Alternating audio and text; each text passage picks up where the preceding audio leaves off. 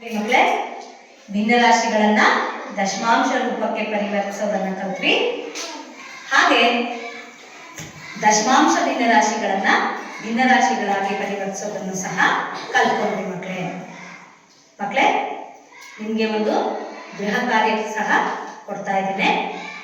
ಈ ಹೋಮ್ವರ್ಕ್ ಅನ್ನ ಮಾಡಿ ನಿಮ್ಮ ಹತ್ತಿರದಲ್ಲಿರ್ತಕ್ಕಂಥ ಶಿಕ್ಷಕರಿಗೆ ಅಥವಾ ನಿಮ್ಮ ಮನೆಯಲ್ಲಿರ್ತಕ್ಕಂಥ ಹಿರಿಯರಿಗೆ ತೋರಿಸಿ. ಮಕ್ಕಳೇ, ತಪ್ಪಿದ್ರೆ ಸರಿಪಡಿಸ್ಕೊಳ್ಳಿ.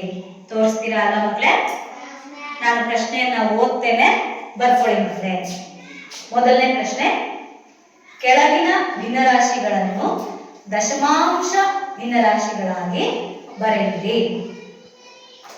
ಎ 10ನೇ 16, ಬಿ 100ನೇ 7, ಸಿ 100ನೇ 861.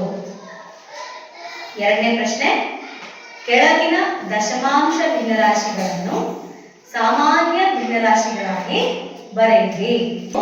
8 7, ಬಿ ಲೆಕ್ಕ 14.55, ಸಿ ಲೆಕ್ಕ 3.05.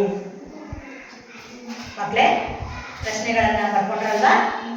ಮಕ್ಕಳೇ, ಇದುವರೆಗೂ